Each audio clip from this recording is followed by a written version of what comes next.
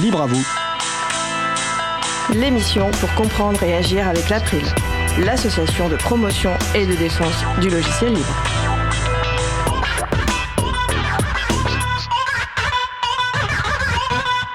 Bonjour à toutes, bonjour à tous dans Libre à vous. C'est le moment que vous avez choisi pour vous offrir 1h30 d'informations et d'échanges sur les libertés informatiques et également de la musique libre. Recrutement et diversité de genre dans l'informatique, ce sera le sujet principal de l'émission du jour, avec également au programme la chronique de Benjamin Bellamy sur les cookies tiers et aussi la chronique de Vincent Calam sur la convivialité d'Ivan Illich. Soyez les bienvenus pour cette nouvelle édition de Libre à vous, l'émission qui vous raconte les libertés informatiques proposée par l'April, l'association de promotion et de défense du logiciel libre. Je suis Frédéric Couchet, le délégué général de l'April. Le site web de l'émission, c'est libreavou.org. Vous pouvez y trouver une page consacrée à l'émission du jour avec tous les liens et références utiles. Nous sommes mardi 5 novembre 2024. Nous diffusons en direct, mais vous écoutez peut-être une rediffusion ou un podcast. À la réalisation de l'émission aujourd'hui, Élise. Bonjour Élise. Bonjour tout le monde et bonne émission. Merci. Nous vous souhaitons une excellente écoute. Cause commune, la voix des possibles, 93.1 FM et en DAB+, en Ile-de-France. Partout dans le monde sur causecommune.fm et sur l'appli Cause Commune. Pour participer à notre conversation, causecommune.fm, bouton de chat, salon libre à vous. Nous allons commencer par la chronique de Benjamin Bellamy, le truc que presque personne n'a vraiment compris mais qui nous concerne toutes et tous. Aujourd'hui, Benjamin va nous parler des cookies tiers. Bonjour Benjamin. Bonjour. Ah, Internet. Vous vous rappelez les fameuses autoroutes de l'information ?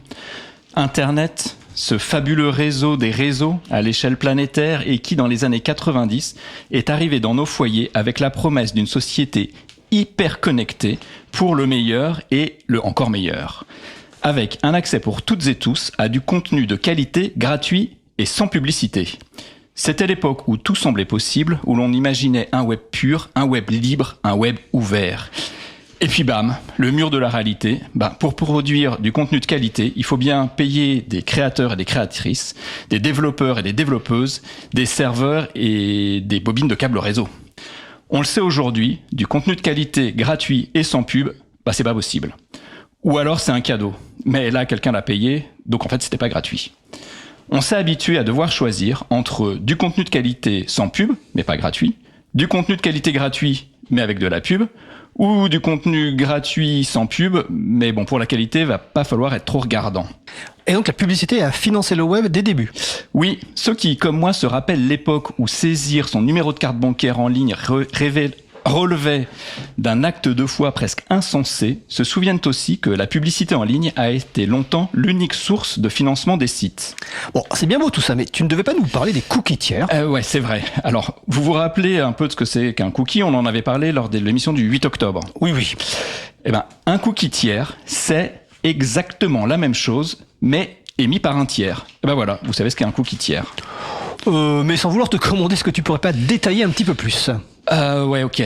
Bon, vous vous rappelez la métaphore que j'avais utilisée la dernière fois pour parler des cookies ? La queue à la poste. Ouais, celle-là. Le cookie, c'est comme le numéro sur le ticket quand on fait la queue, sauf qu'on serait face à un serveur amnésique qui nous redemande notre ticket à chaque nouvelle question. Sinon, il ne sait plus qui on est. C'est ça. Donc, si vous le voulez bien, je vais continuer à filer ma métaphore. Imaginez maintenant qu'en sortant de la poste, vous alliez à la Sécu, parce que pourquoi pas, il y a des journées comme ça. Donc vous arrivez à la Sécu, vous prenez un nouveau ticket, et donc avec un nouveau numéro, et quand vous êtes face au serveur amnésique, on est toujours dans ma métaphore, vous lui montrez votre nouveau ticket à chaque question. Le ticket, le cookie donc, permet de maintenir une session ouverte tout au long de la discussion. Mais c'est pas le même qu'à la poste. Chaque service a son système de tickets, chaque serveur a son système de cookies. À la Sécu, le préposé n'a aucune connaissance du numéro que vous aviez eu à la poste, et d'ailleurs, il sait même pas que vous en venez. Alors, je vois toujours pas le rapport avec les cookies tiers. En fait, ce cloisonnement des cookies entre les sites, c'est pas hyper pratique quand on est publicitaire et qu'on veut faire du profilage. Et là, l'idée géniale, ça a été d'utiliser l'architecture des pages web. Parce que vous le savez peut-être, une page web, elle est constituée d'un texte écrit en HTML qui permet d'embarquer tout plein d'éléments, des feuilles de style, des images, des vidéos, bref, plein de ressources qui sont autant de fichiers. Et chacun de ces fichiers peut provenir soit du même site que la page, soit d'un autre site, un site tiers. On commence à voir venir l'embrouille. Et ouais, parce que pour chacune de ces ressources, même une minuscule image de un tout petit pixel, elle peut transporter un cookie avec elle, qui peut donc venir d'un site tiers et qui s'appelle Orio, un cookie tiers. Mais c'est le 8e passager en fait. Alors pas tout à fait, mais pas loin quand même. Hein. Parce que pour en finir avec ma métaphore, et après j'arrête, le cookie tiers, on peut le voir comme un distributeur de tickets clandestins, on va l'appeler Facebook, qui squatterait un peu tous les sites, alors avec leur approbation, et qui vous collerait son ticket sur le front, bam, sans vous le dire, bien sûr. Alors concrètement, dès que vous voyez un bouton like Facebook sur un site, et ben bam, vous avez un ticket collé sur le front. Et même si vous n'avez pas de compte Facebook, et ben Facebook sera en mesure de vous reconnaître et de vous suivre sur tous les sites où ce bouton like est présent. Et là encore, c'est sympa parce que le bouton, il est visible, donc on peut se douter qu'on est suivi et puis qu'on a le post-it sur le front. Mais ça peut se faire aussi de manière totalement invisible et furtive. Ah, donc c'est pour ça que j'ai des pubs pour des canapés partout après avoir regardé un seul site de meubles. Absolument. Grâce à ces cookies, les annonceurs se partagent tes habitudes et peuvent te cibler. Et personne n'a rien dit ? Alors si, bien sûr, car si les cookies ont des usages tout à fait honorables, on l'avait vu la dernière fois, les cookies tiers sont rarement utiles pour autre chose que du profilage. Donc déjà, le RGPD en a encadré l'usage. Il est désormais illégal en Europe de vous coller un cookie sur le front sans vous demander votre consentement. Mais les navigateurs ont aussi pris les devants pour les bloquer. Firefox a été le premier à agir dès 2015, puis Safari a suivi dès 2017. Oui, Apple met beaucoup en avant la protection de la vie privée. Alors ouais, Apple met à d'autres sources de revenus, il s'est donc posé en champion de la vie privée et c'est tout à son honneur. Mais c'est un peu exagéré et c'est surtout très stratégique. Parce que ça lui permet de contrôler ses concurrents. Et d'ailleurs, 5 associations françaises ont récemment écrit une lettre ouverte à Tim Cook pour dénoncer un abus de position dominante à propos de la future gomme magique d'iOS 18.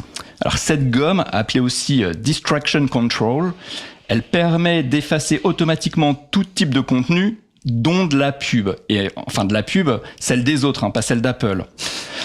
Et par ailleurs, Apple, en début d'année, s'était attiré les foudres d'un bon nombre d'entre nous quand ils avaient annoncé qu'ils supprimaient purement et simplement PWA de Safari dans iOS 17. Ils avaient finalement renoncé. Alors PWA, c'est cette fonction géniale des navigateurs web qui permet d'installer une application web sur son mobile sans passer par les fameux App Store de Google ou d'Apple et de s'affranchir ainsi totalement de leurs taxes et de leur contrôle. Donc oui, Apple protège la vie privée, mais c'est surtout quand ça protège sa valorisation boursière. Un chevalier blanc plutôt gris en somme. Et Google ? Ah, alors, chez Google, on a bien pris son temps. Et on a attendu 2020 pour annoncer que Google Chrome bloquerait enfin les cookies tiers d'ici 2022. Et grande surprise, en fait non pas du tout, on est en novembre 2024 et on attend encore. Alors, c'est sûr que quand on détient plus de 60% de parts de marché, on peut se permettre de prendre son temps. Ouais, et d'ailleurs, n'oubliez pas que votre navigateur, c'est votre fenêtre unique sur Internet. C'est le filtre à travers lequel vous percevez toute la toile. Donc quand aujourd'hui Firefox ne représente plus que 2% des utilisateurs, tandis que Chrome dépasse les 60%, c'est tout l'équilibre numérique qui est en jeu. Attends, tu es en train de dire que notre navigateur influe sur notre accès à l'information ? Absolument. Et le problème, c'est qu'un acteur aussi dominant que Chrome peut décider unilatéralement des règles du jeu du web tout entier. Que ce soit pour bloquer les cookies tiers, pour autoriser telle ou telle extension, bref, pour imposer sa vision du web. Alors donc, d'un côté, la publicité aide à financer le web grâce au laxisme de Chrome, mais de l'autre, Chrome contrôle tout ce qu'on peut voir. Et ouais, c'est tout le paradoxe. Alors personnellement, je suis pas du tout pour les bloqueurs de pub, car ils appauvrissent directement les créatrices et les créateurs. Mais quand un géant monopolistique refuse de bloquer les cookies tiers d'un côté, mais bloque les bloqueurs de pub de l'autre, je trouve que d'une, il nous prend pour des truffes, et que de deux, ça porte atteinte à nos libertés numériques. Nos libertés numériques, carrément ? Carrément, ouais. Parce que au final, chacun en tirera ses propres conclusions, mais puisque c'est moi qui tiens le micro, je vais vous donner la mienne. Supprimez Chrome aujourd'hui, avant qu'il ne soit trop tard. Sur votre ordinateur, sur votre tablette, sur votre téléphone. Et remplacez-le par un navigateur libre, Firefox. Ah, le fameux Firefox. Et ça change quoi concrètement ? Sur Firefox, vous avez le contrôle. Vous décidez. C'est pas Apple, c'est pas Google. Et un dernier conseil pour la route. Sur votre mobile, installez Firefox Focus et définissez-le comme navigateur par défaut. Ça supprimera tous les cookies à chaque fermeture. Là, au moins, on sera sûr du résultat. Écoute, merci Benjamin pour cette belle chronique sur les cookies tiers. On retrouvera Benjamin le mois prochain dans Libre à vous et d'ici là le samedi 16 novembre pour une conférence au Capitole du Libre de Toulouse et enfin tous les mercredis dans son podcast RDGP, le podcast sérieux qui vous emmène au cœur des enjeux des droits numériques, des libertés individuelles et de la vie privée que vous retrouvez sur rdgp.fr. Merci Benjamin. Merci à toi. Alors, Élise, je crois qu'on va pas passer de pause musicale car priorité à une actu importante, on va ouvrir l'antenne une 50aine de secondes à la rédaction du Lama déchaîné. Ici, en direct de la rédaction du Lama déchaîné, nous vous parlons d'une actualité brûlante. La campagne de soutien financier de l'April ? Oui, pour bien finir l'année, l'association a besoin de pas moins de 20 000 €. Alors pour vous convaincre d'adhérer ou de faire un don, elle nous a embauchés, bénévolement, pour publier un hebdomadaire chaque mercredi. Mais c'est demain le prochain numéro alors ? Et oui, et il y en aura jusqu'à la fin de l'automne. Ça parle des actions de l'April, de ses membres, mais pas que. Il paraît qu'il y a même des mots croisés, des anecdotes rigolotes. Oui, la plume a également été proposée à d'autres associations ou à des personnes non membres.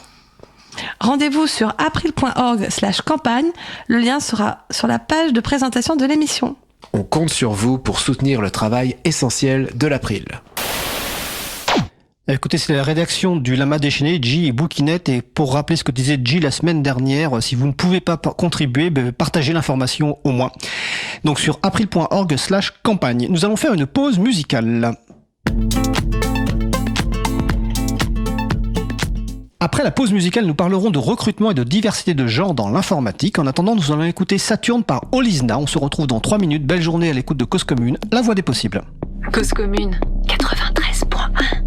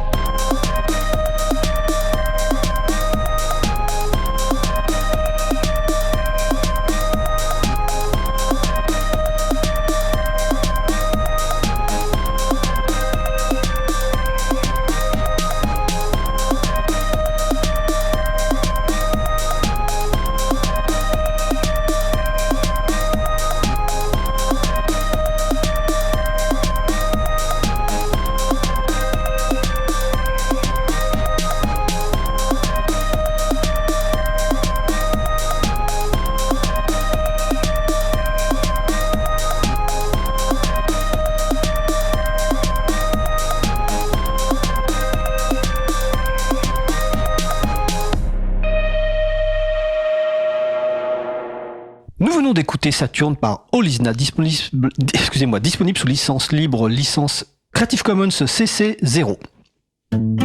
Retrouvez toutes les musiques diffusées au cours des émissions sur causecommune.fm et sur libreavou.org. Libre à vous, libre à vous, libre à vous. L'émission de l'April sur les libertés informatiques. Chaque mardi de 15h30 à 17h sur Radio Cause Commune, puis en podcast. Nous allons passer au sujet principal.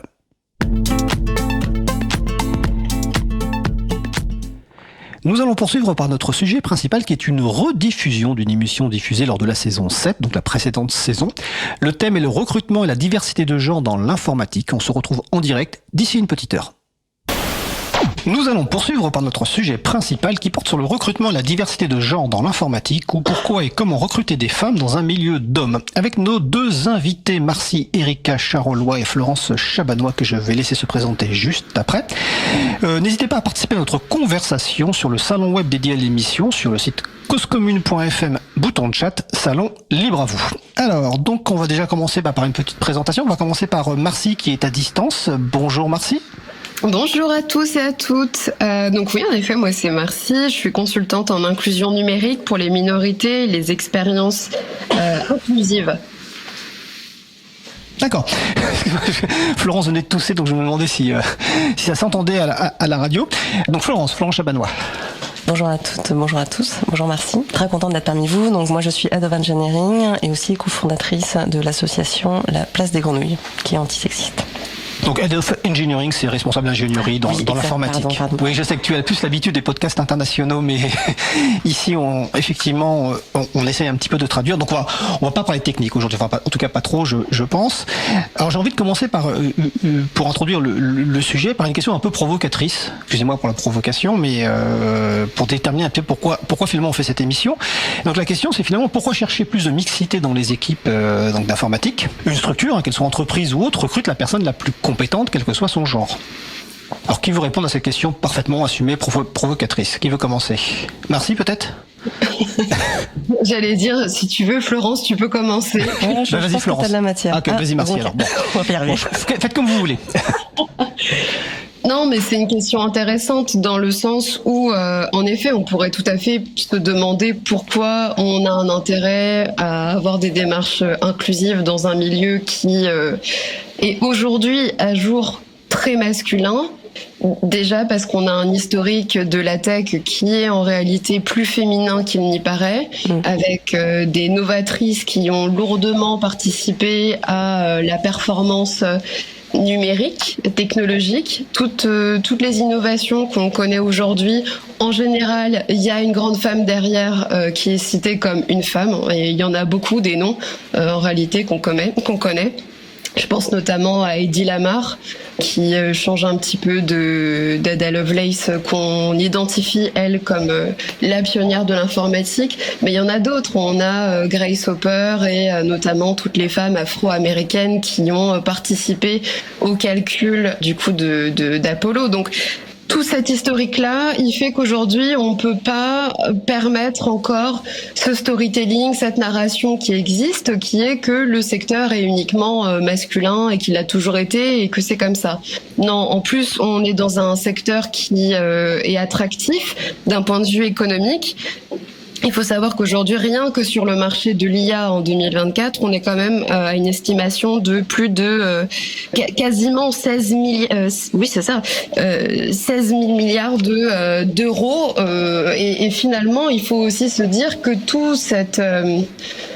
toutes ces opportunités-là qu'on a, il faut aussi que les femmes et les minorités de tout type puissent avoir une place et participer et être représentées correctement dans ce qu'elles peuvent amener à la diversité à la fois des équipes, donc on parle de recrutement, mais aussi de conception. Parce que si on continue à avoir un milieu qui est à 100% homogène, nous allons finalement foncer droit dans le mur avec des reproductions de biais qui seront évidentes et qui ont déjà été lourdement pointées du doigt. D'accord, merci. Florence ? Oui, globalement, je suis complètement d'accord avec ce que Marcy a dit. En plus de ça, je rajouterais la partie conception. C'est plus un prolongement de son propos. Oui. Mais déjà, on est majoritaire, donc rien que le terme minorité de genre est étrange, vu que les femmes sont à 52% de la population. Et ce qu'il y a aussi, c'est que du coup, les produits qui sont conçus ne prennent pas en compte les femmes, parce que c'est un biais humain. On va s'occuper déjà des besoins que nous on a et que notre catégorie de population a, sans parler du fait que les hommes sont moins socialisés aussi à se mettre à la place des autres d'un point de vue éducation. Et du coup, ça fait qu'il y a la moitié de la population qui est écartée des inventions, et on parle pas juste d'inventions luxueuses, c'est vraiment des besoins primaires, sociaux à satisfaire, qui font que la santé des femmes, par exemple, est moins bien prise en compte si les produits numériques sont conçus uniquement par des hommes cis. Voilà. Ok, je vais juste préciser parce que le sujet du jour c'est la diversité de genre, mais évidemment c'est qu'une partie de la diversité, donc sentez-vous aussi libre d'aborder d'autres sujets, même si aujourd'hui on axe effectivement principalement sur cette thématique-là. Donc là c'était l'introduction qui explique pourquoi finalement il faut agir, et pour éviter d'entretenir quelque part ce statu quo, il faut agir. Donc on va faire deux grandes parties en fait dans l'émission. La première, on va plutôt parler de la partie recrutement, c'est-à-dire comment on recrute, et dans la deuxième partie, on va dire comment on arrive à fidéliser, entre guillemets, ou en tout cas à faire que les gens ne partent pas, parce qu'il y a aussi, je crois, des statistiques, et vous en parlerez sans doute, du nombre de départs assez rapides de femmes au bout de quelques années. Mais on va d'abord commencer sur l'action sur le recrutement. Alors je crois que Marcy, tu voulais notamment parler de méthodes de recrutement scientifique. Alors j'avoue que je ne vois pas du tout ce que c'est, donc si tu peux nous expliquer. Oui, bien sûr. Alors, ce qui est dit, méthode de recrutement scientifique, c'est une méthode de recrutement qui ne s'appuie pas sur le feeling. Et j'insiste là-dessus parce que c'est important, parce qu'au final, plus on va recruter au feeling et plus on va s'appuyer uniquement sur ses biais, ses perceptions, et de fait reproduire une culture dont parfois on n'a pas conscience. Et ça, c'est quelque chose qui est important à souligner, c'est que malgré nous, suivant nos histoires personnelles, notre éducation, les écoles qu'on a fréquentées, les cercles socio-économiques dans lesquels on a évolué, on est plus à même de reproduire les mêmes comportements de tous ces cercles dans lesquels on a grandi et dans lesquels on évolue chaque jour. Donc, si je me base uniquement sur du recrutement au feeling, je vais forcément m'appuyer sur des préconceptions et des biais qui vont valoriser une prise de décision qui n'aura pas fait preuve d'objectivité en fait. Et c'est tout le problème et c'est tout l'enjeu. Donc quand on parle de méthodes de recrutement dites scientifiques, on va avoir des méthodes de recrutement qui font appel à ce qu'on appelle du scoring. Donc suivant des critères qui sont préétablis, on va pouvoir mettre un score sur des questions bien précises. Et quand je dis bien précise, c'est justement ne pas tomber dans quel est votre type d'écriture. Suivant votre écriture, je peux déduire que vous êtes une personnalité plutôt vive ou une personnalité plutôt lente. Ou alors, suivant votre signe astrologique, je peux dérouler une préconception de qui vous êtes. Ou alors, par rapport à votre genre, par rapport à votre nom, par rapport à votre adresse, je peux déduire plein d'informations qui ne sont pas vraies. Et j'insiste là-dessus, c'est qu'en fait, toutes ces méthodes dites scientifiques vont vraiment reposer sur des questions qu'on appelle comportementales et qui vont donc s'appuyer sur le comportement de la personne suivant des questions qui seront rédigées en ce sens. Et ce sont des questions qui sont aussi situationnelles. Donc, suivant, je vais vous faire un exemple assez typique de un entretien qui s'appuie sur une méthode scientifique. Ce serait avez-vous déjà rencontré une situation dans laquelle vous avez dû faire preuve de leadership? Qu'avez-vous fait suivant les enjeux que vous avez rencontrés? C'est beaucoup plus cadré que je sais pas quels sont vos 3 défauts et vos 3 qualités. En fait, j'en sais strictement rien. Moi, j'ai moi-même mon propre baromètre d'évaluation. Si je pose une question aussi vague que 3 qualités et 3 défauts. Donc en fait, il faut vraiment s'appuyer là-dessus pour débiaiser au maximum et arriver à un résultat qui sera objectif et évalué. D'accord, donc c'est des questions où il y a plus de mise en situation concrète, effectivement, plutôt que les fameuses questions vos 3 défauts, vos trois forces, etc. Si je comprends bien. Exactement. Et il y a une méthodologie aussi qui s'appelle du coup STAR, que je donne à toute personne qui fait passer des entretiens, qui est pas mal. Donc c'est faire la mise en situation, donc expliquer la situation. En gros, la mise en contexte de ce qui s'est passé au regard de la question.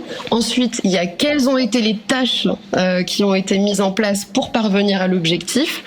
Ensuite, pour le A, ce sera l'action. Quels sont les types d'actions qui ont été mises en place? Ça peut être en équipe, ça peut être individuel, peu importe la question qu'on vous pose, mais reposez-vous toujours là-dessus pour bien valoriser ce que vous savez faire et justement sortir du persona que vous pouvez évoquer par vous-même si vous êtes une femme ou une toute autre minorité. Et donc pour le R de la méthode STAR, c'est le résultat, c'est quels sont les résultats obtenus. Par exemple, je sais pas moi, j'ai mis en place telle feature, le résultat c'est une hausse de 10% de clics à cet endroit. Vous voyez ? D'accord. Alors, je précise que là, tu parles déjà de l'entretien d'analyse. On verra peut-être juste après sur les offres d'emploi aussi, parce que est-ce qu'il y a des choses à faire sur les offres d'emploi, mais on va quand même poursuivre sur cette partie-là. Florence, tu voulais réagir ? Moi, je plus souvent, encore une fois, merci en réalité.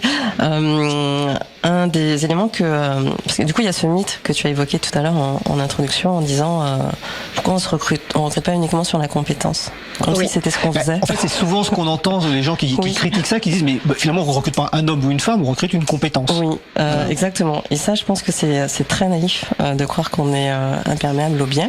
Et l'avantage de ces types de méthodes, du coup, qu'on applique déjà à plusieurs personnes, ça fait qu'on a des éléments à peu près comparables, en tout cas plus comparables, et qui sont aussi orientés sur un besoin concret, plus que sur un jugement de valeur, sur des affinités qu'on peut avoir avec quelqu'un ou pas. Ça permet déjà d'enlever ces problématiques-là de discrimination en fait dont on n'a pas conscience. Ne serait-ce que quand on parle de compétences, de quelles compétences on parle? Est-ce que moi j'ai vu tellement d'entretiens, mais y compris les miens, qui ont recours à des usages en entretien qu'on n'utilise pas du tout en situation. Donc alors, concrètement, oui, un exemple. Ouais, voilà, ouais. Concrètement, c'est qu'on va faire du live coding. Du live coding, ça veut dire qu'on va donner un exercice à quelqu'un, donc complètement un cas d'école en fait. Donc ça ressemble même pas à une vraie situation, parce que une vraie situation, on arrive sur un code qui existe déjà, on va apporter une amélioration. C'est la première différence, et pourtant c'est ce qu'on fait. La deuxième chose, c'est qu'on va regarder par-dessus son épaule comment ça se passe. Pendant que tu codes. Pendant que tu codes. D'accord. Rien que ça rajoute encore quelque chose. Et ça, c'est des effets qui, en réalité, la personne ne va pas rencontrer ça si on l'intègre dans l'entreprise, mais c'est comme ça qu'on va évaluer la personne. Et du coup, là, ça déclenche plein de mécanismes très personnels et aussi sociaux sur le fait de qu'est-ce que ça nous fait d'être regardé. Si on a le biais du stéréotype qui s'enclenche en disant les femmes sont moins fortes en informatique, je me sens regardée, les effets sont aussi différents selon les genres sur ce type de situation. Ou alors des personnes qui sont très extraverties vont être eux aussi plus à l'aise. Un autre sujet sur la compétence, encore une fois, qu'on brandit vraiment. Alors vraiment, moi j'ai une conviction, c'est qu'on recrute pas du tout par les compétences d'emblée en fait. C'est un travail qu'il faut, c'est un processus qu'il faut mettre en place, mais que c'est pas du tout si naturel et si fréquent que ça. L'autre point, oui, c'est la capacité à se mettre en avant. Moi, j'ai rencontré plein de femmes. J'avais énormément de mal à les évaluer quand j'avais pas de structure dans mes questions, parce que justement. Il y a plein de facteurs en fait. Ce qu'il y a, c'est qu'on dit aussi aux femmes qu'elles doivent moins se vanter, moins se mettre en avant. Du coup, en entretien, si elles se vantent, si elles se mettent en avant, en fait, elles montrent leurs compétences, elles peuvent aussi être pénalisées sur ça, en disant cette personne, elle va sûrement pas bien s'intégrer, elle se vante trop, elle se met trop en avant. Ça aussi, c'est des choses dont ces femmes ont conscience et vont aussi se ralentir par rapport à ça. Ça fait qu'il y a plein d'injonctions contradictoires qui fait qu'on n'est pas du tout sur un pied d'égalité en fait dans les entretiens et les processus de recrutement. Donc tous ces processus à mettre en place, notamment la méthode STAR et puis plein d'autres, déjà c'est de se dire on définit de quoi on a besoin réellement au quotidien dans l'emploi qu'on cherche. C'est pas juste des questions gratuites, c'est des questions pour savoir quelque chose. Et ensuite, on met en place un processus qui se répète et qui permet de comparer des éléments comparables. D'accord. Tout à l'heure, je ne sais plus laquelle de vous parlait des biais en introduction, des biais. Quels sont les principaux biais de recrutement aujourd'hui par rapport au genre, j'entends. Merci. Il y en a plusieurs. Moi, je pense notamment au biais tout ce qui est biais de confirmation, mais je vais surtout penser au biais de halo, qui joue énormément en recrutement. Alors, le biais qui s'appelle l'effet de halo, c'est la façon d'utiliser sa première impression pour tirer des conclusions sur un portrait global. En fait. Donc, si moi j'arrive très souriante, comme disait Florence, si j'arrive très souriante, mais qu'en même temps je me mets en avant, mais pas trop, on va se dire ok, ouais, super, elle est douce et en même temps elle peut bien se vendre. Donc en fait, elle risque de bien s'intégrer et de pas prendre le dessus dans l'équipe. Typiquement, si j'arrive vraiment avec tout un tas de codes non verbaux, en sachant que il me semble que c'est à hauteur de 70% que les codes non verbaux rentrent en jeu dans notre façon de nous évaluer, nous autres, en tant qu'êtres humains, ça va avoir un poids vraiment considérable dans la préconception qu'on va déjà apposer sur moi et qui va confirmer ou pas une certaine...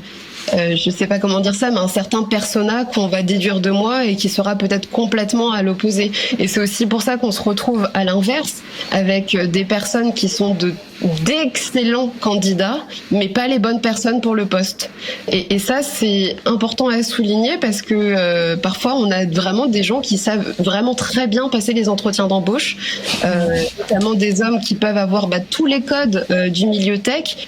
Si en plus ils ont grandi dans une culture geek, dans une culture vraiment numérique, beaucoup plus accrue qu'une femme, je prends l'exemple inverse, mais une femme qui aurait fait plutôt un bootcamp, qui aurait entendu sur le tard la possibilité de rentrer dans ce type de carrière, en fait on n'est vraiment pas du tout sur le même pied d'égalité. Donc l'effet de halo, il peut être très violent à ce niveau-là. Et ça ne veut pas dire que dans les faits, si on prend cette femme-là dont je parle en guise d'exemple versus l'homme qui est un très bon candidat, ça ne veut pas dire que dans les faits, la femme ne pourra pas être une meilleure employée sur le long terme. Et en fait, c'est tous ces points-là qui sont des vrais points de friction. Je ne sais pas si tu as un autre... une autre idée de biais, toi, Florence? Alors, juste avant qu'elle réponde, comme ça permet éventuellement de réfléchir. Ce que tu viens de me dire me fait penser, j'ai vu une excellente conférence que vous avez peut-être vue à Mixit, donc qui est une conférence autour de la tech et de l'inclusion. C'est Anaïs Huette, je crois, qui a fait une conférence sur est-ce que la douceur est un avantage ou un inconvénient dans ce monde. Je sais plus exactement le titre, mais elle s'explique à un moment en fait que pour une mission où elle avait coché toutes les cases de compétences, qualité, etc. En fait, le client ne l'avait pas prise parce qu'elle avait une voix trop douce. Et donc il lui avait dit, vous n'arriverez pas à vous imposer dans l'équipe. Quand j'ai entendu ça, je me suis dit, mais c'est hallucinant quand même d'entendre ça. Et donc vous confirmez, Marcy ou Florence, que cette voix trop douce peut être un problème bloquant en fait pour des femmes. En tout cas, ouais, d'accord. Oui, et même pour la façon d'avoir accès à des financements, il faut savoir que les femmes qui ont des voix plus aiguës se voient perdre des points considérables à l'accès au financement de leurs entreprises, leurs startups, etc. J'ai plus le chiffre en tête, mais c'est assez effarant.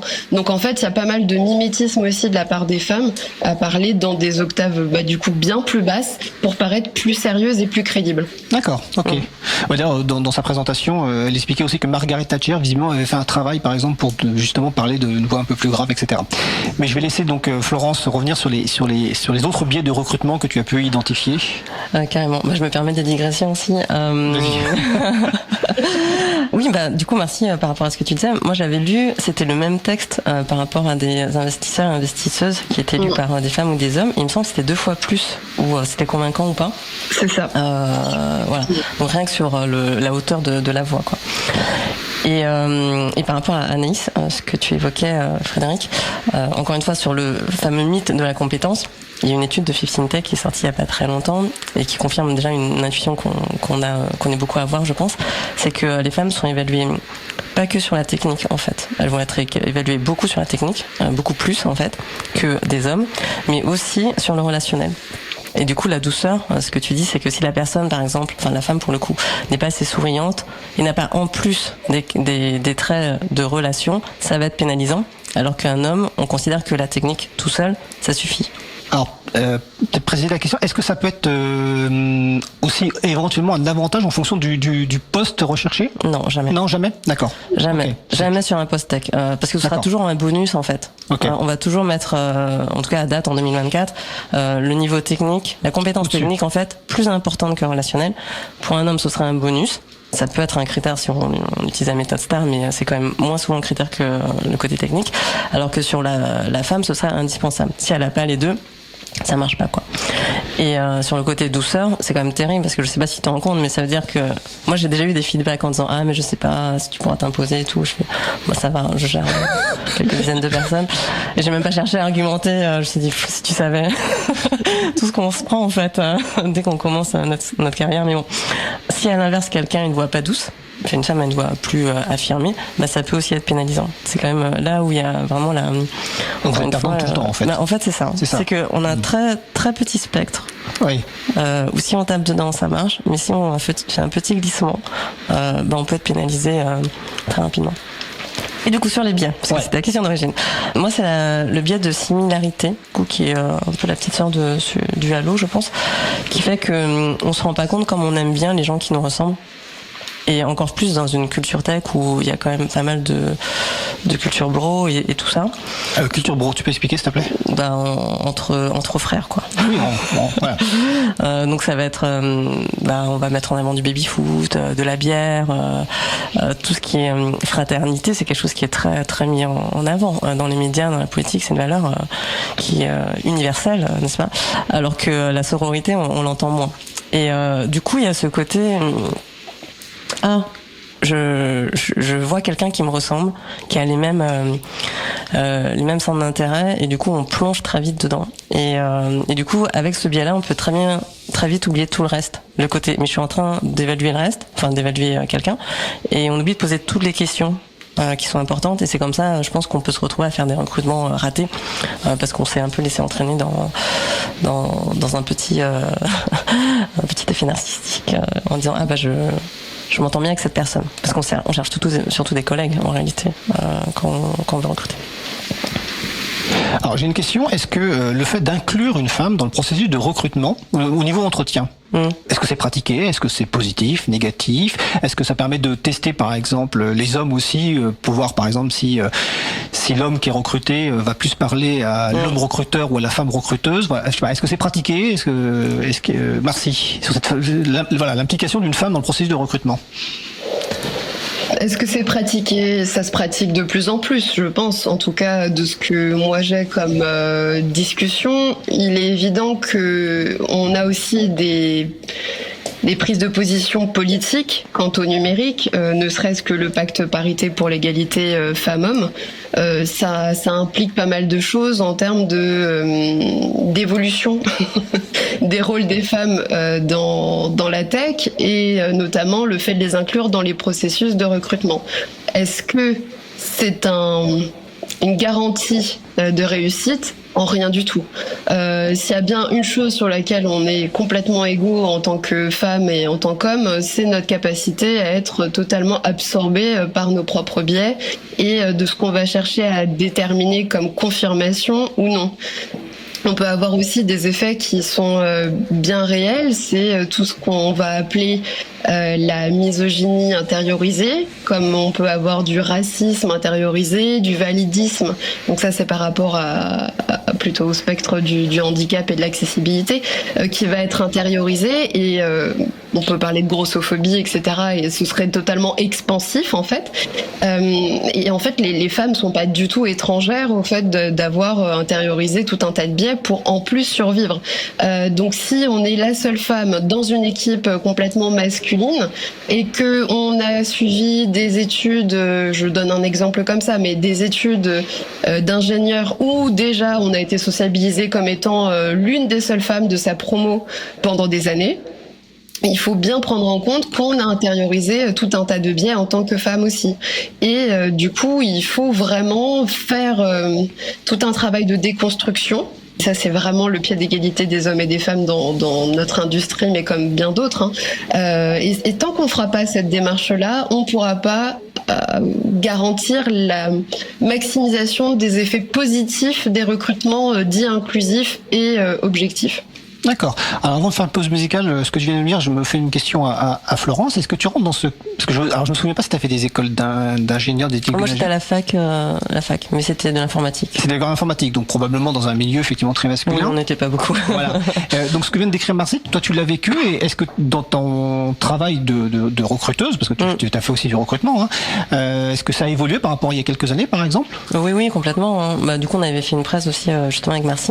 On en parlait un peu parce que moi je suis complètement dans ça. Le féminin c'était moins bien, c'est vraiment pas quelque chose dans lequel je voulais être associée, et du coup c'est ça qui est compliqué, c'est que on vit dans la même société en réalité, qu'on soit homme ou femme, et que quand on arrive justement à survivre dans ce système, malgré nous, même sans nous en rendre compte, vraiment.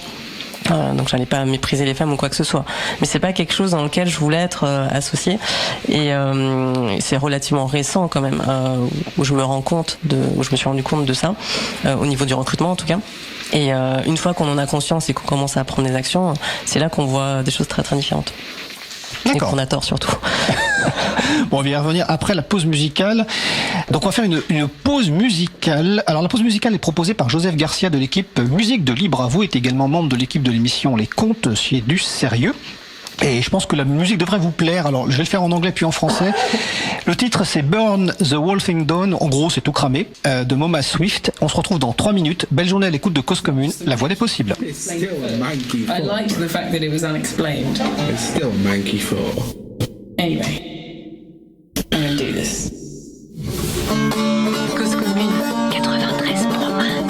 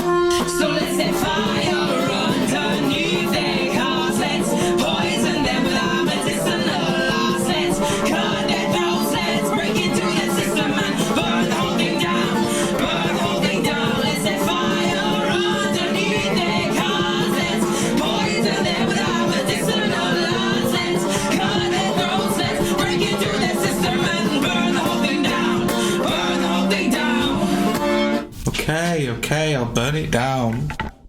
Nous venons d'écouter Burn the Whole Thing Down par Moma Swift. Je vous encourage vraiment à écouter tout l'album, surtout en cette période un peu troublée. Et donc ce titre est disponible sous licence libre Creative Commons Attribution CC BY 3.0. Retrouvez toutes les musiques diffusées au cours des émissions sur causecommune.fm et sur libreavou.org. Libre à vous, libre à vous, libre à vous. L'émission de l'April sur les libertés informatiques. Chaque mardi de 15h30 à 17h sur Radio Cause Commune, puis en podcast. Alors nous allons poursuivre notre sujet donc sur le recrutement et la diversité de genre dans l'informatique avec donc nos deux invités Florence Chabanois qui est avec moi au studio et Marcy Erika Charolois qui est à distance. Avant d'aborder la question, on va dire sur le long terme pour entretenir les bonnes pratiques, et on va aussi quand même reparler éventuellement de la partie recrutement si vous voulez. Je voulais qu'on revienne pour ne pas oublier sur la partie qui précède le recrutement, qui est l'offre d'emploi, le profil de poste, l'offre sur laquelle qu'est-ce qu'il y a à faire pour qu'en fait avant même de l'entretien, que vous ayez des personnes autres que des hommes qui répondent à ces appels d'offres. Donc, est-ce qu'il y a des bonnes pratiques? Est-ce qu'il y a des choses au contraire à ne pas faire? Bon, on va commencer par Marcy, je pense que donc sur cette partie, on va dire offre d'emploi. Il y a pas mal de choses à faire. Déjà, pour commencer, il y a la capacité de féminiser le poste, ou alors de mettre la mention FHX pour femme, homme et du coup non binaire, par exemple. Disons qu'il y a pas mal de réflexions autour du point médian sur le fait qu'il manque d'accessibilité, suivant les troubles 10 et même aussi les liseuses pour les personnes qui sont en situation de déficit visuel. Donc ça, c'est à vous de voir, j'ai envie de dire. Sentez-vous libre de l'utiliser ou pas. Moi, personnellement, je l'utilise plus du tout, justement pour ne plus poser de problèmes aux personnes pour qui ça en pose, parce que je pense que c'est aussi important de le voir comme ça. Et dans le contenu également de la fiche de poste, ce qui est recommandé, c'est de constater parfois à quel point on peut mettre en avant des process qui peuvent être trop longs, beaucoup trop fastidieux, qui sont pas compatibles avec des rythmes de vie de femmes, notamment si elles sont parents en plus de ça. Donc du coup, il y a quand même des gros enjeux là-dessus, et également tout ce qu'on va laisser transparaître en termes de culture d'entreprise. Florence l'a super bien mentionné tout à l'heure quand elle parlait de toute cette culture masculinisée, bière, pizza, baby-foot. On peut aller plus loin, notamment proposer plutôt des activités qui seraient plus intéressantes en fait pour le développement de sa carrière. Aujourd'hui, je pense qu'en tant que femme dans le numérique, on a plus envie de savoir comment on va pouvoir développer ses compétences, justement, qu'elles soient du coup technique, mais aussi tout le reste, tout ce que ça englobe, comment négocier correctement son salaire, comment, prendre la parole lors de présentations en équipe, développer ses compétences de leadership, de management, tout ce qui va jouer sur l'intelligence collective, etc. Ça peut être beaucoup plus pertinent de mettre ça en avant et de mettre en avant en fait plus de souplesse et beaucoup plus de moins de paraître et plus de dur, quoi. Si je peux dire ça comme ça. D'accord. Juste avant de passer la parole à Florence avec une question d'ailleurs, sur l'écriture inclusive, on va rappeler aux gens qu'on peut faire de l'écriture inclusive sans le point médian, hein. Ça prend peut-être un peu plus de travail en termes de rédaction, mais voilà, parce que beaucoup de gens poussent des cris d'orfraie sur l'écriture inclusive parce qu'elles le réduisent au point médian qui pose les problèmes que tu as évoqués, mais on peut le faire évidemment sans. Florent, je vais te laisser réagir là-dessus, mais je voulais aussi éventuellement t'orienter sur des questions. Moi, j'avais lu par exemple que, deux points, que dans les offres d'emploi, il fallait pas mettre de trop nombreuses demandes de compétences, parce que souvent, les hommes pouvaient répondre à une offre d'emploi même s'ils pensaient ne maîtriser que 50% des compétences, alors que les femmes, il fallait qu'elles considèrent maîtriser au moins 80-90% des compétences. Et deuxième point, sur le vocabulaire, traditionnellement dans l'informatique, on voit beaucoup de vocabulaire qui est un peu compétitif, esprit d'équipe comme tu l'as dit, ou enfin esprit masculin plutôt ninja, voilà, des termes comme ça qui sont plutôt des termes repoussoirs pour les femmes. Donc est-ce que sur ces deux points-là, tu as des retours? Oui, complètement. Moi, j'ai vraiment grandi dans un milieu d'hommes, en fait, en termes de dessin animé, de tout. Et du coup, tout ce qui est guerrier, c'est quelque chose que j'incorpore assez vite et qui me paraît intéressant. Et du coup, je me suis rendu compte après coup que pas mal de mes fiches de poste avaient ce genre de vocabulaire. Mais toi, ça te dérangeait pas parce que t'as vécu comme... J'arrive même pas à dire, en fait. D'accord. Je pense que je suis trop dedans pour pouvoir dire. Mais par contre, entre une offre d'emploi où il y a ça et une offre d'emploi qui me parle de chemin de carrière, de progression, il n'y a pas photo. Je vais plutôt aller sur... En fait, je pense que j'ai donné ça en pensant que c'était ce que les gens recherchaient. Du coup, ça nourrit quand même quelque chose d'assez bizarre, parce que en vrai, moi, je veux recruter des gens qui ont l'esprit d'équipe plus que des gens qui veulent battre les autres ou voilà. Donc ça veut dire qu'il faut mettre plus de terminologie au terme de la coopération plutôt que de la compétition. Là, c'est personnel, en tout cas. Mais ce qui est sûr, c'est que le côté compétitif, en termes de socialisation, encore une fois, on est élevé très différemment. Donc, les jeunes filles, elles sont plus élevées sur des jeux à jouer toutes seules ou côte à côte, alors que les garçons, c'est plus des jeux d'opposition. Du coup, ça rien que sur l'affinité, on va plus en réalité parler à des futurs garçons, donc des hommes, que à des femmes. Et oui, effectivement, parce qu'il y a aussi un facteur au stress qui peut être différent. Les femmes vont quand même plus hésiter avant de postuler, justement par rapport à la correspondance de ces critères. Il y a le syndrome de la bonne élève qui peut jouer. Moi, je vais donner un exemple que j'avais sur une fiche de poste. On était 2 à postuler, donc je le savais pas, hein, mais c'était un pote et moi. Et moi, j'ai mis 1 semaine avant de postuler, avant de me dire bon, j'y vais pas, tout ça. Et lui, donc je l'ai lu en long en large, hein, l'annonce, ce que je croyais que la plupart des gens faisaient, mais visiblement non. Lui, il s'est arrêté aux 2 premières lignes. J'ai dit oh ouais, ça passe. Et puis il a postulé. Rien que sur ça, moi ça m'a fait délirer. Je l'ai su des mois après. Mais rien que sur ça, après avoir eu 20 ans d'expérience derrière moi, je me rends compte que même moi, j'en suis pas protégée. Alors que je dis, bah non. Parce que là, c'est un exemple récent dont tu parles. Relativement récent, oui. Ah d'accord, ok. Et on a beau dire, notre cerveau, il se dit, bah il faut postuler même si on correspond pas partout, mais on est aussi moins entraîné à avoir des non ou des échecs. Alors que encore une fois, de par les jeux qui sont joués par les garçons, c'est ok d'échouer, de perdre, on recommence. C'est pas tout un drame en fait. Alors que sur les filles, c'est plus dur. Sur la corde à sauter, je peux pas vraiment tomber. Enfin. D'accord. Donc voilà, ça fait qu'il y a plusieurs facteurs en fait qui vont dans le même sens, qui fait que effectivement d'adopter un langage qui est plus universel ou plus orienté femme, ça peut parfois, en tout cas, contrebalancer, rétablir un peu plus d'équilibre par rapport aux candidatures qu'on peut avoir. Et sur l'écriture inclusive, donc au sens large, moi je sais que j'avais 0 candidature quand je l'utilisais pas. Et quand je l'ai utilisé, j'ai eu quelques candidatures. C'était pas fou.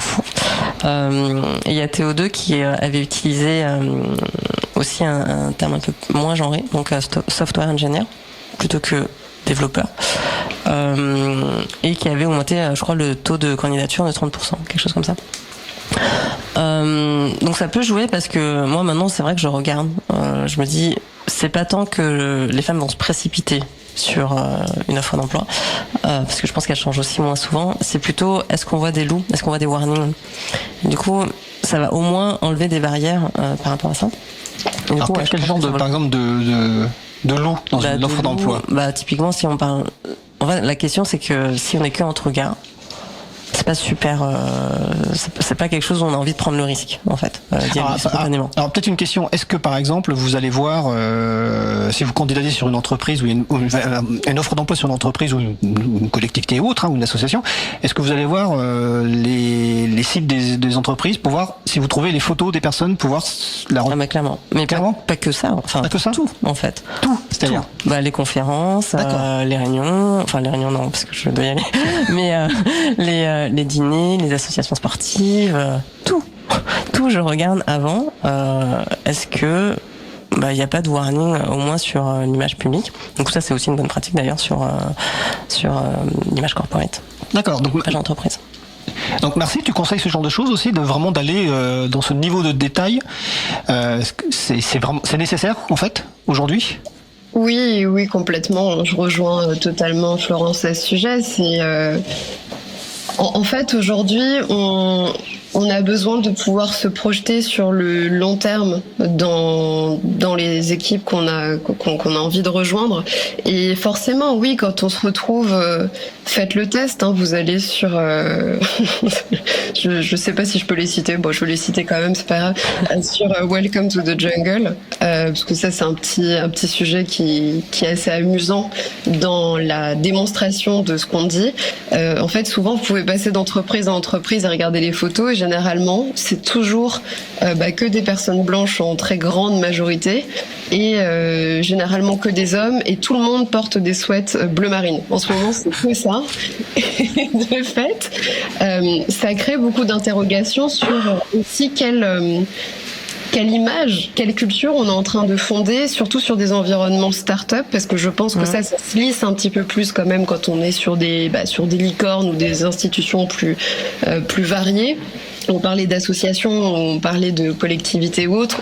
Clairement, ça se lise davantage. Mais c'est vrai que sur la culture start-up, on voit quand même qu'il y a une espèce de réassurance du code vestimentaire, de la présentation, du type de pose aussi, des endroits dans lesquels on pose, comment on va poser, est-ce qu'on se met de 3/4 face à la caméra, est-ce qu'on est plutôt sur un non-verbal de conquérant ou plutôt passif, est-ce qu'on est plutôt tous autour d'un tableau tableau blanc en train de coller des post-it ou plutôt dans une posture plus individualiste. Enfin, tout ça, c'est vraiment des choses qui sont très épiées par les femmes et les minorités de la tech pour savoir si elles vont pouvoir résister à tous les biais qui vont s'abattre sur elles une fois qu'il y aura cette prise de poste.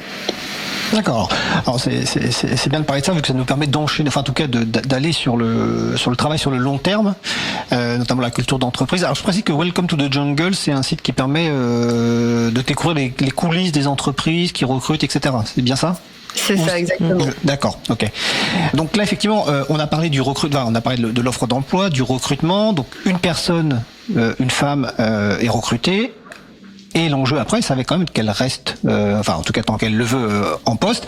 Sachant, alors j'ai pas les chiffres en tête, mais peut-être que l'une de vous là, on assiste dans l'informatique à des départs assez rapides entre guillemets. Enfin, beaucoup de femmes qui partent assez rapidement en fait d'entreprise parce que tout simplement, elles se rendent compte que le milieu ne correspond pas à ce qu'elles pensaient y trouver quoi. Alors, je sais pas si vous avez les chiffres en tête, l'une de vous. C'est la moitié.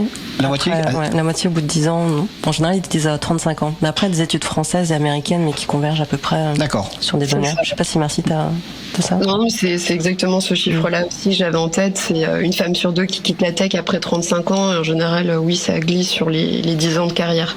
Il y a des vraies remises en question à ce moment pivot. D'accord. Donc ça suppose que donc la structure, pour éviter ça, quelle qu'elle soit, doit travailler sur sa culture d'entreprise, notamment cette culture d'inclusion, alors sur la diversité de genre et puis sur toutes les diversités, encore une fois, même si aujourd'hui on parle beaucoup de diversité de genre. Et donc, qu'est-ce qu'il faut qu'elle mette en place ? Quelles sont les choses qu'il faut absolument qu'elle mette en place ? Est-ce qu'il y a des choses à faire, par exemple, sur les horaires des réunions, je suppose, qui peuvent être le soir ? Qu'est-ce qui peut être mis en place sur le travail autour du sexisme ambiant, voire plus dans le monde de l'informatique ? Florence.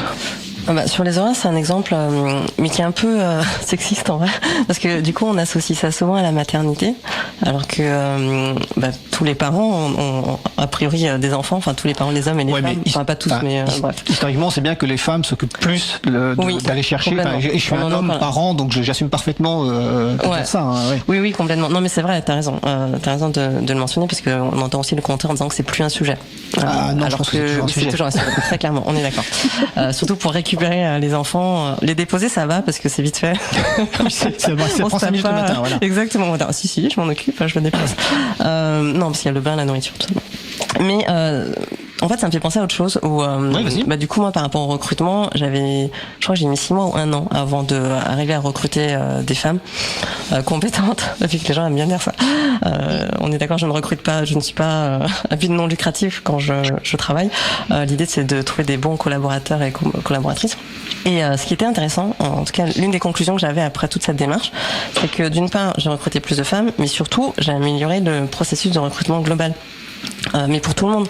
Et du coup, ces sujets de réunion pas trop tard le soir, en fait, ça profite à tout le monde, les mères, les pères, et puis les gens aussi, en fait, parce qu'il y a, quand on a 7 heures ou 8 heures dans les jambes, on est un peu moins frais pour une réunion, donc en fait, on y gagne, ça permet d'avoir aussi du temps focus. Donc ça, c'est effectivement une des pratiques. C'était quoi ta question ? Attends, j'ai loupé. Pourquoi on parlait de ça ? Des bonnes pratiques d'inclusion. Oui. Les bonnes pratiques pour conserver ces femmes, tout simplement, qui ont été recrutées. Pour moi, c'est tout ce qui est sexisme ordinaire qu'il faut remédier. Et comme disait Merci tout à l'heure, personne n'est protégé de ses propres biais. Donc déjà, franchement, la base, c'est de les reconnaître. De se dire, on a des biais, on en a sûrement plus qu'on croit, c'est même sûr. Donc l'enjeu, c'est de pas enterrer le problème en disant, nous, notre entreprise, chez nous, il n'y a pas de sexisme. C'est pas vrai, c'est pas possible. Il y a du racisme, il y a du sexisme, il y a tout. Parce que c'est la société. Il n'y a pas de raison qu'on soit hermétique à tout ça. Et la question, c'est qu'est-ce qu'on fait pour que, au quotidien, quand ça va se produire, ce soit géré. Donc une des pratiques déjà, c'est de soutenir les communautés qui sont moins représentées en développant justement des communautés pour que ces personnes ne soient pas isolées. Donc ça peut être des Slack, enfin des canaux Slack. Oula, je donne du jargon là, non ? Tu expliques ce que c'est Slack tout simplement. Des espaces de discussion en ligne, virtuels. Voilà. Ça peut être des réunions récurrentes où les gens peuvent remonter leur expérience. Ça peut être aussi programmer des échanges entre différents types de populations pour que chacun et chacune ne soit pas dans sa bulle aussi et connaisse aussi les réalités des autres. Ça peut être des sensibilisations au niveau de tous les niveaux d'échelle de l'entreprise. y compris la direction, pour avoir connaissance des biais dont on peut être sujet. Ça peut être appliquer la loi, c'est pas mal aussi, dans le sens réagir en tant qu'entreprise, en tant que collègue, en tant que témoin, quand on entend quelque chose qui est pas ok, qui soit raciste, sexiste, validiste, ou qui en réalité mette quelqu'un mal à l'aise, c'est pas ok dans le milieu de l'entreprise. Et il faut le dire, parce que je pense que le plus dur, c'est le silence. C'est le fait que ça se passe sans conséquence, et ça donne juste l'impression d'être toute seule, parce que personne n'ose rien dire. Alors justement, j'ai une question. Tu parlais tout à l'heure de sexisme ordinaire. Historiquement, dans le sexisme ordinaire, il y a les blagues sexistes que font les hommes. Oui. Est-ce qu'aujourd'hui, il y a de plus en plus d'hommes, notamment, qui, quand il y a une blague sexiste, disent attention, là, c'est une blague sexiste? Oui, il y en a plus. Mais après, moi, j'ai pas vécu il y a 50 ans, donc je peux pas vraiment comparer. Et après, faut voir quand je t'entends, je me pose l'intention de ta question, parce que en fait, ce que j'entends souvent, c'est qu'on a envie d'être rassuré, en fait, en disant aujourd'hui c'est mieux qu'avant. Non, c'était pas ma question. Moi, je parlais par rapport à ma pratique où professionnelle, depuis 20 ans, j'ai vu les choses évoluer. C'est-à-dire qu'il y a quelques années, alors je suis un peu plus vieux que toi, mais il y a quand même pas 50 ans, mais il y a quelques années, il y a des choses qui entre guillemets, ne me choquaient pas alors qu'elles étaient choquantes, et aujourd'hui, je vois des choses que je fais remarquer ou que d'autres font remarquer. Donc je vois une évolution. Donc, je me dis que dans d'autres structures, ça doit être le cas, sans que ce soit parfait, mais... Moi, j'en ai pas vu beaucoup en entreprise. Après, j'en vois plus des hommes se prononcer vraiment en tant qu'alliés, mais dans le public, on va dire. Dans l'espace public. Donc sur les réseaux sociaux, des choses comme ça. Je vois des choses où j'en vois un petit peu. J'en vois qui disent qu'ils sont favorables et qui vont mettre en place des initiatives. Mais quand il y a un souci, honnêtement, j'en entends pas beaucoup. Le traitement d'un vrai incident, tu veux dire que c'est... Un vrai incident, oui, d'un incident en tout cas. Souvent, c'est les femmes qui vont prendre la charge, ou alors il va y avoir une espèce de malaise. Ou alors, le plus que j'ai vu, c'est juste que les gars vont pas rire en plus. Ils vont peut-être faire un petit mou, genre voilà. Mais de là à dire non, ça c'est pas ok, c'est sexiste, moi j'ai jamais vu. Après, je sais pas. Merci, peut-être si toi, peut-être on a vu. Moi j'ai vu. Tant mieux, merci. Bah ouais, carrément. Mais en fait, je pense que j'étais en train de me poser la question en même temps. Mais je pense qu'il y a aussi, suivant les secteurs ou les postes occupés dans la tech, on n'a pas du tout les mêmes degrés de sensibilité aux enjeux sociaux. Je pense que dans le cloud, on en est quand même un peu loin de ces prises de position d'alliés. Elles sont pas aussi ouvertes que chez je sais pas, j'essaie de réfléchir à d'autres sous-secteurs de la tech, mais en tout cas, ce qui est certain, c'est qu'il y a quand même une bascule claire et nette sur la mise en avant des femmes dans le numérique en France, notamment notamment dans tous les espaces de conférences, de conventions et autres. Je pense que ça a beaucoup chamboulé aussi la prise de conscience de tous ces types de comportements qui sont pas du tout bénéfiques, comme le disait Florence, en fait, pour le global. C'est-à-dire en faisant évoluer progressivement vers le bien la condition des femmes et des minorités, on améliore la condition de tout le monde. Et ça joue énormément. J'ai pu voir et constater et discuter parce que voilà, je fais partie de certains, comme tu disais, des espaces de discussion en ligne virtuelle, où quand même aujourd'hui on a vraiment des personnes hommes ou identifiés hommes qui vont pas hésiter à prendre position et à défendre leurs collègues femmes lorsqu'il y a un conflit. Et ça peut aller assez loin, Je veux dire, j'ai déjà vu des situations comme ça prud'homales où justement des hommes ont fait front ensemble pour soutenir leurs collègues femmes qui a vécu des situations sexistes, dangereuses et qui sont tout à fait sérieuses, puisqu'on parle quand même de situations prud'homales. Donc voilà, non, j'ai pu avoir la chance quand même de constater qu'il y avait une vraie prise de conscience là-dessus. Ça veut pas dire que les comportements sexistes, ils ne subsistent pas. Tout ce qui est blague, ça, je pense qu'aujourd'hui, sensiblement dans notre société, on a quand même une grande remise en question de l'humour, avec qui on peut rire et de quoi on peut rire. Donc déjà, il y a quand même, je pense, une espèce de temporisation là-dessus. Là où je tiens à appuyer quand même quelque chose, et je pense qu'on a énormément d'amélioration à apporter, c'est sur tout ce qui va être effet Mathilda, en fait, le déni du travail des femmes, la minimisation qui est quand même récurrente des travaux des femmes, ou alors des femmes qui vont s'exprimer, je sais pas, je donne un chiffre au hasard, mais 10 fois sur la même idée en itération à différents points dans leurs équipes. Et puis il suffit qu'il y ait un homme au dernier moment qui dise exactement la même chose que la femme a répété pendant 10 fois pour que ça y est, le manager ait une espèce d'illumination, d'épiphanie, qui dise ah mais oui, mais évidemment que ça c'est une idée extraordinaire.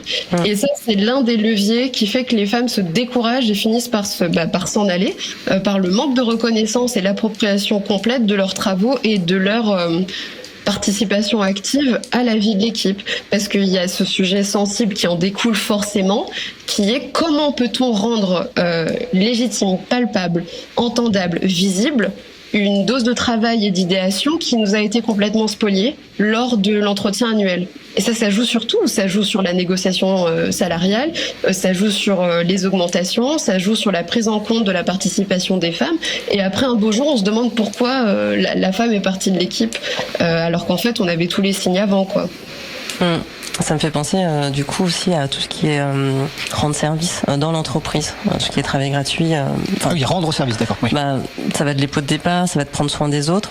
Oui, le pot de départ, c'est les femmes qui rangent la salle, qui l'installent, qui rangent. Qui réfléchissent, qui vont donner une bonne ambiance, qui vont gérer la charge relationnelle en fait de l'équipe, qui est super importante. L'homme, il a juste à travailler sur ces tâches qui lui sont conférées, et du coup, il investit dans sa carrière. Fine, mais ça me dérange pas en soi, parce que je pense que c'est important aussi d'avoir du relationnel. Ce qui est problématique, déjà, c'est est-ce que c'est un choix de tout le monde, et aussi est-ce que c'est valorisé de la même façon. Et aujourd'hui, c'est pas le cas. Et du coup, ça fait que, ça c'est un des facteurs qui font que les femmes quittent la tech, parce que il y a trop d'inégalités et de sexisme. Vous entendez, est-ce que dans toutes les structures qui recrutent, ou toutes les structures d'ailleurs où il y a des êtres humains, il faut que des formations soient organisées autour de ça, et quasiment obligatoires, c'est-à-dire comme dans les formations annuelles qui sont des formations, on va dire, techniques. On doit faire une formation pour que par exemple l'effet Mathilda, les gens en entendent parler, sachent ce que c'est, parce que finalement je pense que beaucoup de gens qui écoutent l'émission aujourd'hui n'ont sans doute jamais entendu parler de cet effet-là. Est-ce que ça devrait être une obligation, et sous quelle forme ça peut prendre, ce genre de formation? Je crois que c'est un peu ce que tu fais toi, Marcy, si j'ai bien compris. Tout à fait, oui. Moi, on m'appelle en fait dans les équipes et à la suite de discussions internes, notamment sur des problématiques de marque employeur et de communication interne, sur comment rajouter des blocs dans les démarches qui sont réalisées, soit par les pôles recrutement, RH, communication et marketing, pour consolider toutes ces démarches qui visent notamment à plus d'inclusion. Donc moi, on m'appelle souvent pour soit refaire uniquement mes conférences, ou alors faire mes conférences et des ateliers, soit faire mes conférences, des ateliers et des débats. Et ce que je garantis, c'est de livrer une infographie qui résume à peu près tout ce qui a été dit et les problématiques de chacun des clients qui ont fait appel à moi, et un livrable complet d'à peu près une 20aine de pages dans lequel je vais bien resituer quel est le contexte, pourquoi on fait cette démarche-là, quels sont les chiffres à suivre et quelles sont les démarches qui vont amener à beaucoup plus de compréhension de l'intérêt de toutes ces problématiques qu'on ose adresser beaucoup plus facilement aujourd'hui.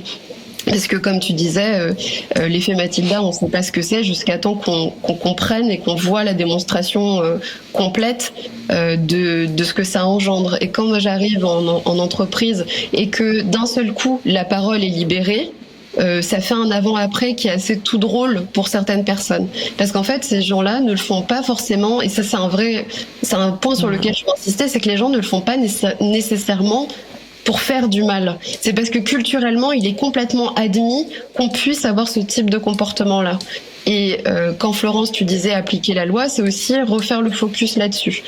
Moi, j'aime à redire que tout ce qui est discrimination correspond quand même à des textes de loi. C'est-à-dire qu'on peut pas s'amuser à faire tout et n'importe quoi sur la dignité des gens et leur capacité à avoir une carrière tout à fait convenable du coup en entreprise. Mais je vous en parlais aussi tout à l'heure, il y a aussi le pacte parité pour l'égalité femmes-hommes qui existe dans la tech et qui a été signé par un grand nombre de licornes il y a quelques années maintenant. l'objectif quand même de celui-ci, c'est de former les managers aux enjeux de la diversité. Il y a la lutte contre le harcèlement, les discriminations. D'ici la fin de l'année, il me semble, de la signature du coup de ce pacte-là. Et l'objectif, c'était quand même aussi celui-ci, c'était d'atteindre un seuil minimum de 20% de femmes en 2025 dans les équipes, puis 40% en 2028. Je pense qu'on a quand même une très grande marge encore pour faire évoluer ces chiffres. Voilà. Bah écoute, merci. Mais oui, il y a Élise qui me fait signe qu'on arrive à la fin, parce qu'en plus on a un sujet enregistré juste après, donc on peut pas dépasser. Ce que je vais vous proposer, ça va être le mot de la fin, chacune, 2 minutes max, pour soit faire un résumé de ce que vous avez envie, soit mettre l'accent sur un autre point. On va commencer par Florence Chabanois. Alors 2 minutes, ça marche. Je pense qu'un bon point de départ, c'est de mesurer où on en est aujourd'hui, pour être sûr d'avancer. Ça, c'est quelque chose, c'est la base. C'est ça qui permet de mesurer les progrès et d'être sûr de se donner les moyens pour ça et de changer un peu nos habitudes qu'on va tout le temps reproduire. Par rapport à la culture, attention aussi aux mots. On va souvent dire les gars, on va parler au masculin. On peut parler en double nom, on dit les gars et les femmes, ou les gens ou les membres. Et aussi être conscient du temps de parole dans les réunions, parce qu'aujourd'hui c'est 70% du temps qui est occupé par les hommes. Donc c'est beaucoup je dirais qu'il faut déjà observer aujourd'hui où on en est, de façon qualitative ou quantitative, mais vraiment ne pas se précipiter sur des actions et de voir comment les femmes réagissent par rapport aux hommes, comment les hommes réagissent par rapport aux femmes, avant de vraiment pouvoir commencer à adresser le sujet de la culture. Je suis bon là? Très bien, ouais, t'as même fait moins de 2 minutes. Marcy? Ouais, ce que je pourrais rajouter aussi, c'est vraiment faire attention en fait à toutes les dérives de ce qu'on appelle le boys club. Donc tu parlais de ça tout à l'heure, Florence, tout ce qui est culture bro. Ça va assez vite aujourd'hui parce que nous on défend tous ces sujets-là, on a fait évoluer pas mal de points en discutant, en mettant en place certaines choses à travers différents collectifs, mais il faut pas perdre de vue que le boys club que nos générations ont vu par le passé ou vivent actuellement est en train de vivre des chamboulements de nouvelles générations entrantes. Et ça sera un point de vigilance que j'aimerais apporter.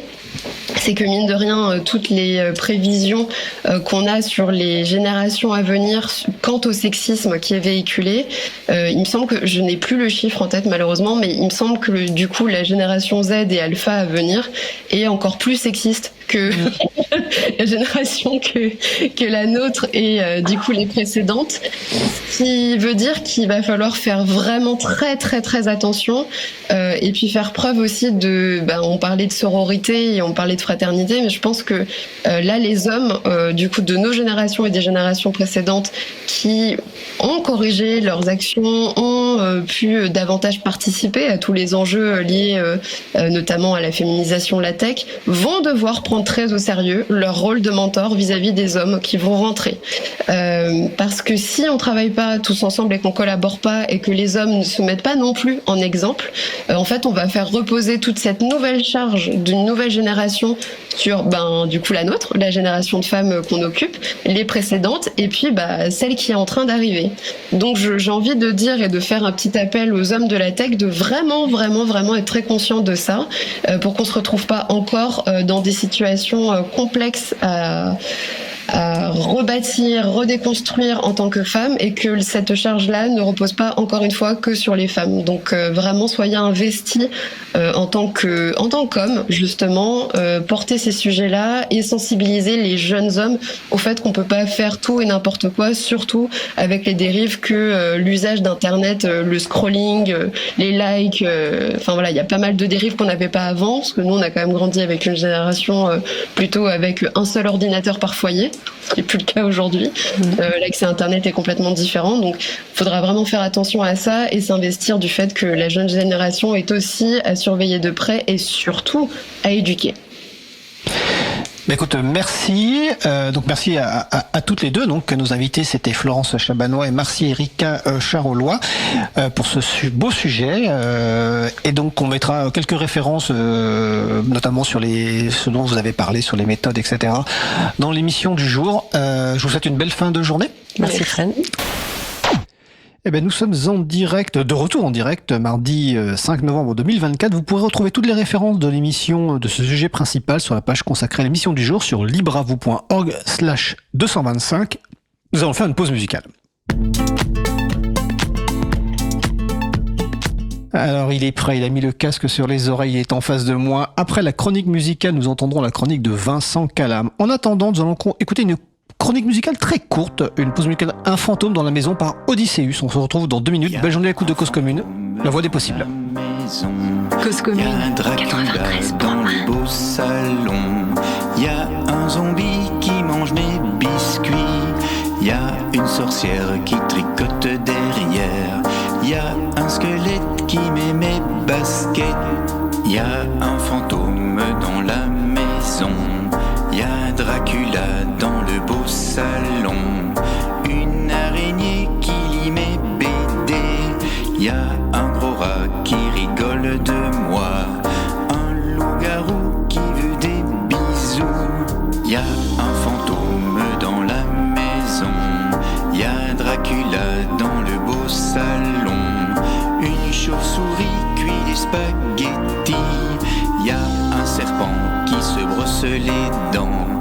Et un chat noir avec une guitare. Y a un fantôme dans la maison.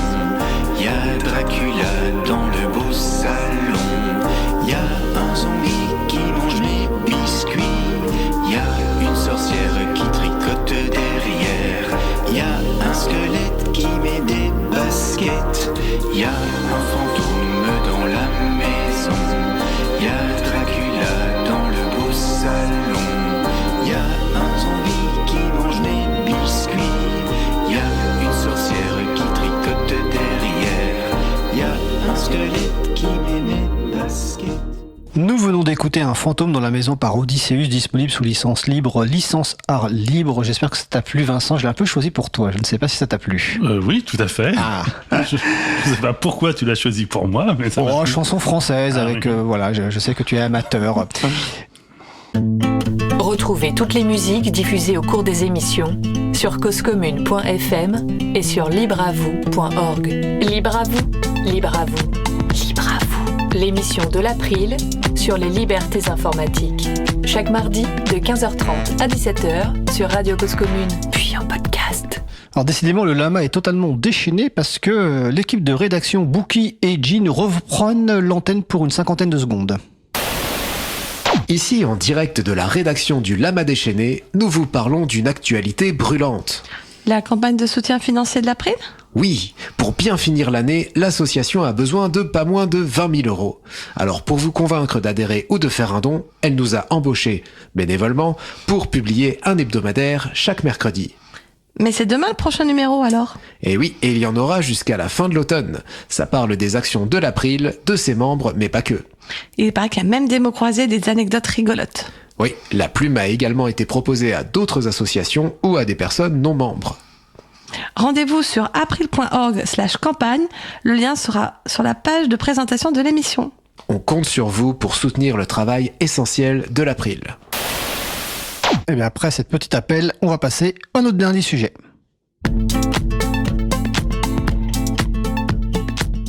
Vincent Calam, informaticien libriste et bénévole à l'April, nous propose des chroniques lecture buissonnière, ou comment parler du livre par des chemins détournés en partageant la lecture d'ouvrages divers et variés. Aujourd'hui, Vincent continue sa présentation du livre La convivialité d'Ivan Illich, 3e partie. Bonjour Vincent. Bonjour Frédéric. Oui, alors aujourd'hui, je ne vais pas encore approfondir le lien entre la convivialité et le logiciel libre. Mais promis, ce sera le sujet de la 4e et dernière partie de ma chronique, un peu de patience.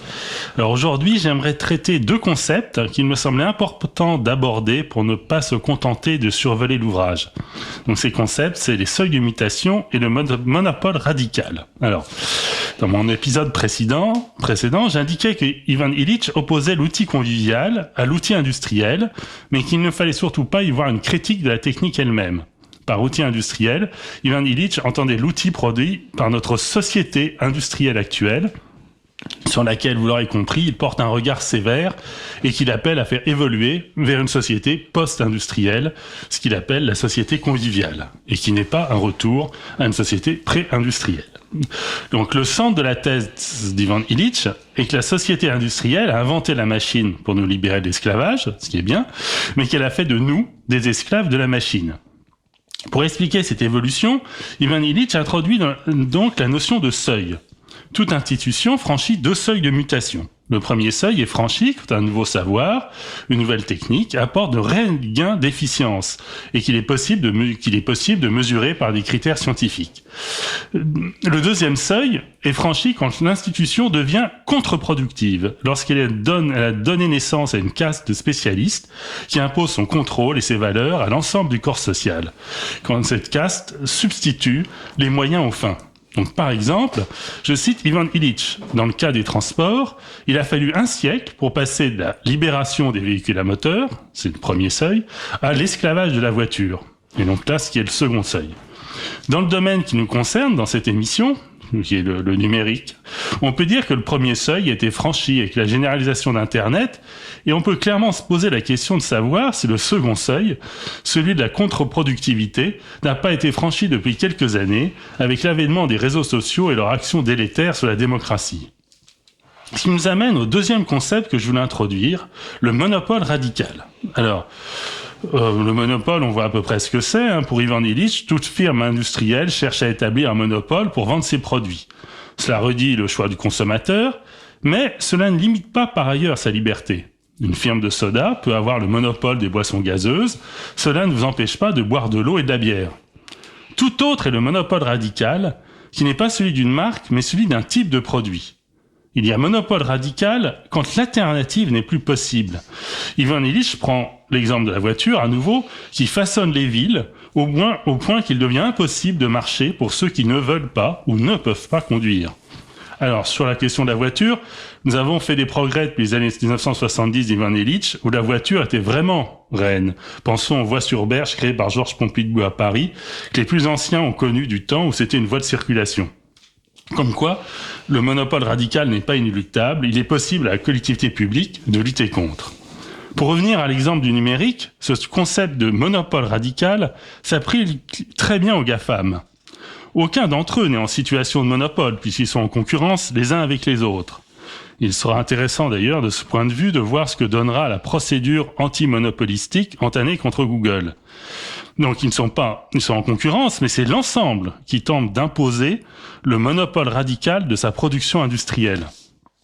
On peut même dire que le monopole radical est atteint si on considère les ordiphones. Il est difficile d'utiliser un ordiphone sans GAFAM dedans, encore plus difficile de vivre avec un simple téléphone, et très très compliqué de vivre sans téléphone du tout.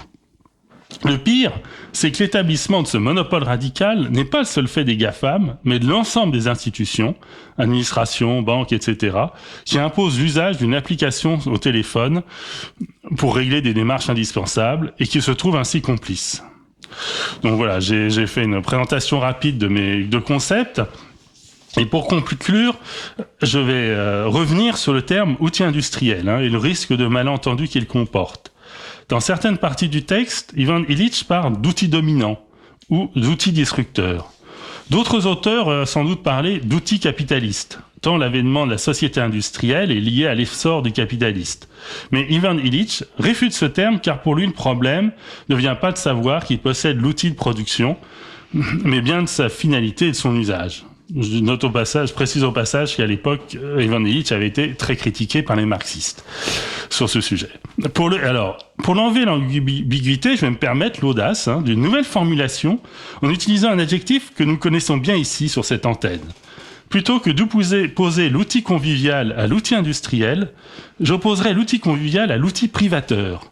Comme nous opposons logiciel libre à logiciel privateur, qui est une formulation que nous privilégions par rapport à l'ancienne logiciel propriétaire. Car c'est bien la même mécanique qui est à l'œuvre. L'outil industriel Ivan Illich prive l'être humain de son autonomie, comme le logiciel propriétaire prive l'utilisateur de ses libertés informatiques. Voilà, alors j'espère que cette première passerelle jetée entre logiciel libre et outils convivial vous convaincra et vous donnera envie d'écouter la suite dans ma prochaine chronique, et a priori dernière, sur Ivan Illich. Bah écoute, merci Vincent, on a hâte d'écouter effectivement la 4e partie, alors peut-être en décembre ou en janvier, on va voir en fonction des disponibilités sur les chroniques. Donc c'était la chronique Lecture buissonnière de Vincent Calam. Merci Vincent. Merci. Alors nous approchons de la fin de l'émission, nous allons terminer par quelques annonces.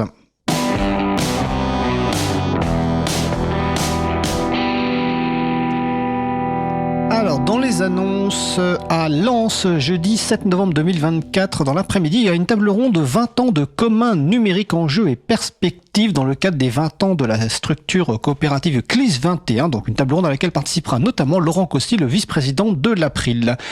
On l'a cité tout à l'heure en début d'émission, à Toulouse, le week-end des 16 et 17 novembre 2024, il y aura un Capitole du Libre, donc un week-end consacré au logiciel libre. Donc vous verrez Benjamin Bellamy, vous aurez également Isabelle Avani, ma collègue Isabelle Avani, Étienne Gonu et d'autres membres de l'April. Cause Commune vous propose un rendez-vous convivial chaque premier vendredi du mois à partir de 19h30 dans ses locaux à Paris au 22 rue Bernard Dimet dans le 18e arrondissement. Une soirée radio ouverte, donc le studio est ouvert avec apéro participatif à la clé, l'occasion de découvrir le studio, de rencontrer les personnes qui animent les émissions. La prochaine soirée radio ouverte aura lieu vendredi 6 décembre, donc à partir de 19h30 et j'aurai le plaisir de participer à cette soirée. Notre émission se termine. Je remercie les personnes qui ont participé à l'émission du jour. Benjamin Bellamy, Marcy Erika Charon, Florence Chabanois, Vincent Calam. Aux manettes de la régie aujourd'hui, Élise. Merci également aux personnes qui s'occupent de la post-production des podcasts, Samuel Aubert, Élodie Daniel Girondon, Languin, Julien Haussmann, bénévole à l'April, et Olivier Grieco, le directeur d'antenne de la radio. Merci également aux personnes qui découpent les podcasts complets des émissions en podcasts individuels par sujet, Quentin Gibaud et Théocrite, c'était sa première la semaine dernière, bénévole à l'April. Vous retrouverez sur notre site web libravou.org/225 toutes les références utiles de l'émission du jour, ainsi que sur le site de la radio causecommune.fm. Si vous préférez, vous pouvez également nous laisser un message via le site. Si vous préférez nous parler, vous pouvez nous laisser un message sur le répondeur de la radio. Le numéro 09 72 51 55 46, je répète 09 72 51 55 46. Nous vous remercions d'avoir écouté l'émission. Si vous avez aimé cette émission, n'hésitez pas à en parler le plus possible autour de vous et faire connaître également la radio Cause Commune, la voix des possibles. La prochaine émission aura lieu en direct mardi 12 novembre 2024 à 15h30. Notre sujet principal sera animé par Laurent Costi, dont j'ai parlé à l'instant, et portera sur Bénéva Libre, un logiciel qui facilite la gestion et la valorisation du bénévolat dans les associations. Nous vous souhaitons de passer une belle fin de journée. On se retrouve en direct mardi 12 novembre. Et d'ici là, portez-vous bien.